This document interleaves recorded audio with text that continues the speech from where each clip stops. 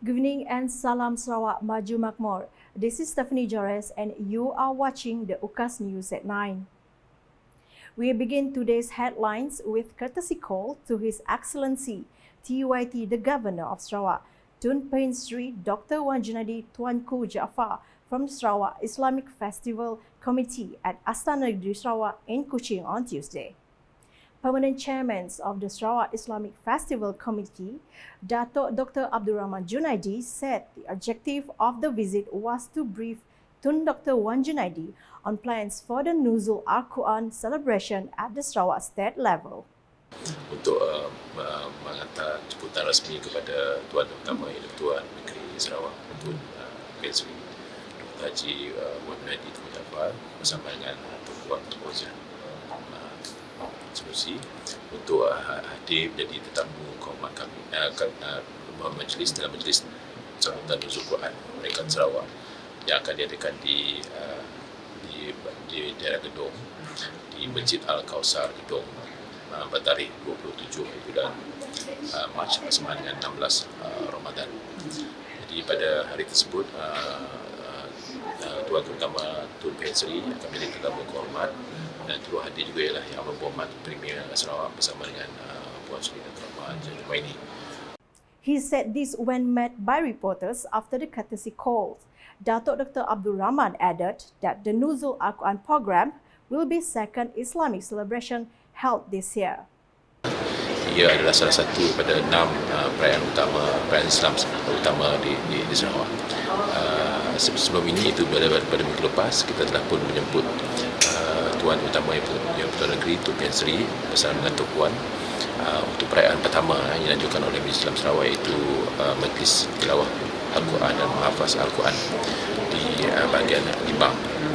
In other developments, Tun Pehin Sri Dr. Wan Junaidi and his wife Tok Puan Fauziah Muhammad Sanusi also received a courtesy call from a delegation of University Malaysia Sarawak, Unimas, on Tuesday. Unimas Vice Chancellor Professor Dr. Ahmad Hatta Rashid said that the visit was to brief the Sarawak TUIT on latest development regarding the current affairs of Unimas. According to him, the visit also to ask for permission from the Governor of Sarawak to become the Chancellor for Unimas. Di mana kita minta perkenan Tun untuk dimajukan pada kementerian dan seterusnya Agung dan seterusnya. Telah dapat tarikh nanti kita akan buat kemasyuran di istana untuk Chancellor, dan kita juga memberi sedikit sebanyak perkembangan di Unimas. Terutamanya kita akan adakan syarahan Chancellor di mana Tun akan melakukan syarahan kepada audien di Unimas. Meanwhile, he informed that Unimas will also organize the Chancellor's lecture in addition to a convocation ceremony from 4th to 8th November. Ministries, departments and agencies of the state government are tasked to ensure full transparency in their financial administration. Deputy Minister in the Sarawak Premier's Department, Integrity and Ombudsman, Datuk Dr. Juanda Jaya, said the issues of transparency is currently in focus, whereby several agencies have been reprimanded to ensure transparency in financial administrations as well as in the awarding of contracts. For example, he said that a local authorities has been discovered to have an outstanding of uncollected debt amounting to 38 million ringgit since 2002. Di samping pengurusan keuangan, terutama berkaitan dengan kutipan hutang. Ini satu perkara yang ramai orang tidak suka lah. Sebab kita dapati ada satu pihak berkuasa tempatan yang akumulatif hutang sebanyak 38 juta tidak dikutip sejak 2002. Okay. Maksudnya bukan daripada 2002 yang 38 juta, tapi berkumpul selama 20 tahun dia tidak dikutip sehingga mencapai jumlah 38 juta. Yang Mahkamah Premier mencadangkan agar agensi yang terbabit dengan kutipan hutang yang terkumpul seperti ini agar mewujudkan sistem kawal selia yang lebih baik, memaklumkan pemiutang agar membayar hutang dan sekiranya perlu ya, tindakan perundangan perlu dilakukan. He said this when met by the media after a courtesy call to the Premier of Sarawak, Datuk Patinggi Tan Sri Dr. Abang Abdul Rahman Zohari Tun Datuk Abang Openg, with the Special Cabinet Committee on Financial Statements and Annual Budget Estimates for Sarawak State statutory bodies and local authorities, CAPCON, at his office in Wisma Bapa Malaysia, Kuching on Tuesday. Datuk Dr. Juanda said that CAPCON gave recommendations especially to government-linked companies, GLCs, that has too many subsidiaries that are largely inactive to receive the regulations of their agencies. This is to ensure that the financial management of these GLCs is efficient and subsequently do not affect the government's income. At the same time, he informed that out of 52 agencies, only 4 received reprimands from the national audits. Walau bagaimanapun, Yang Berhormat Premier menyarankan, sebagaimana saya sebut, audit kita bukan hanya bersih, tidak berkurang, tapi kita mau improvement tadi. Bahasa baiknya, audit bersih, berkilat-kilat. Datuk Dr. Juanda also said that the Sarawak Premier proposed for monthly reports to be prepared by each agency on their respective expenses to ensure that the government's cash flow is under control. Meanwhile, the focus in getting access to good facilities and education for students should start from the primary school level. Deputy Premier of Sarawak, Dato' Ahmad Douglas Ugah Embas, said that he, as a representative of the people together with Betong Member of Parliament, Dr. Richard Rapu, have clear standing on the importance of education. The Bukit Saban Assemblyman said both of them are always ready to help with any need in continuing the efforts to educate the children of this constituency. He said this during Back to School program held at Bukit Saban Service Centre recently. At the program, Dato' Ahmad Douglas Ugah donated bags and stationeries to 940 primary school students in the Bukit Saban constituencies. Medication subsidized to patients receiving treatment at all Ministries of Health MOH facilities are maintained so that the people are not burdened with any increase in costs. Deputy Minister of Health Dato' Lukanisman Awang Sauni said to reduce the burden of patients receiving treatment at private facilities, MOH has provided a price guide to help the public obtain drug pricing information through www.pharmacy.gov.my to compare prices.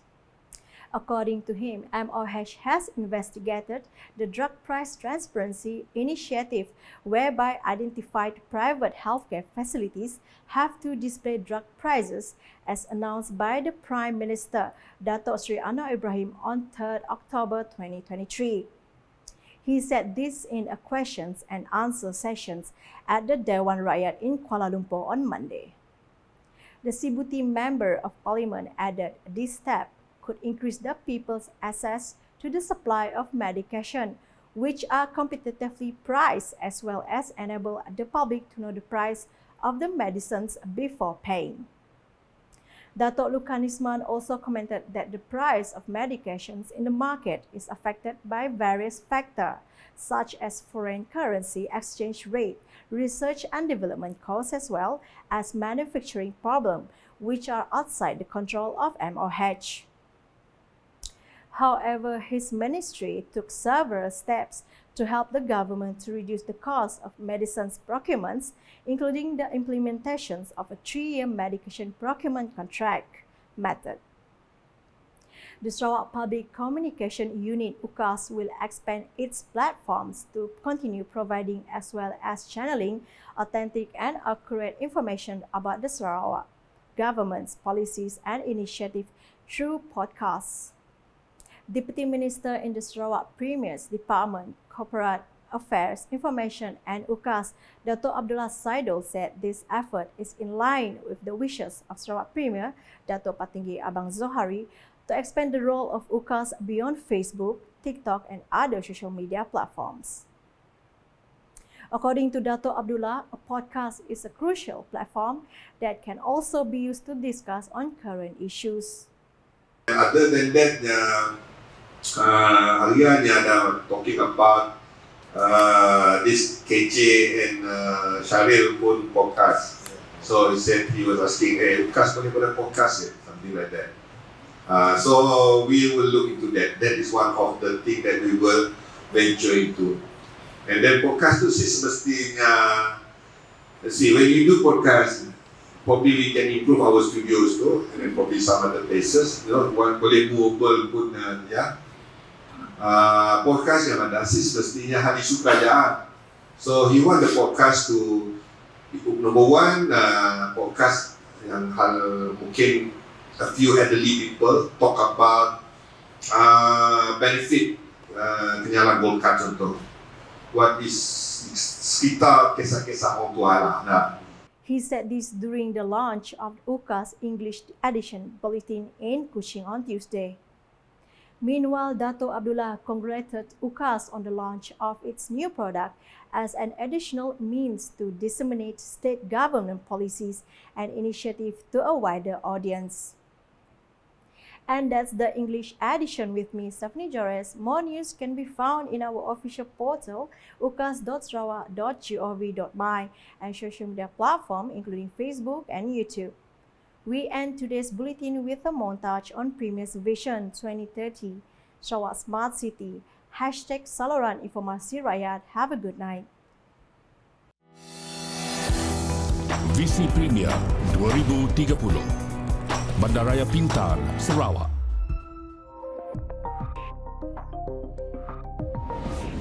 Sarawak sedang membangunkan pelan induk bandar pintar bagi kawasan-kawasan bandar yang akan mengutamakan kemampanan alam sekitar di dalam proses urbanisasi. Pelan induk bandar pintar Kuching dibangunkan dengan mobiliti karbon rendah dan infrastruktur bandar pintar sebagai keutamaan yang penting di dalam pembangunan Ibu Negeri Sarawak pada masa hadapan. Dimulakan pada 2019 oleh Majlis Perbandaran Miri dan Sarawak Information System Sdn Bhd Sains. Antara komponen-komponennya termasuklah papan tanda digital, bandar selamat dan taman selamat, perparitan pintar, bas pintar, trak pintar, aplikasi bandar pintar, Miri Cares, pelancongan Miri, Electronic Local Authority 2 ELA2 dan pusat kawalan. Bangunan-bangunan hijau yang mematuhi Indeks Bangunan Hijau GBI, antara yang menyelah termasuk Universiti Teknologi Sarawak UTS di Sibu dan bangunan Dewan Bandaraya Miri. Pusat Operasi Bersepadu Sarawak SIOC merupakan komponen penting di dalam perancangan Bandar Pintar Sarawak dan saling boleh kendali serta ia adalah sebahagian dari inisiatif Kerajaan Sarawak dari visi yang amat berhormat Datuk Tinggi Dr. Abang Haji Abdul Rahman Zohari bintun Datuk Abang Haji Openg, Premier Sarawak. Penggunaan meter elektrik pintar yang dimulakan oleh Sarawak Energy untuk mempertingkat pengalaman pengguna dan membekalkan perkhidmatan bacaan bil yang tepat berdasarkan penggunaan masa sebenar.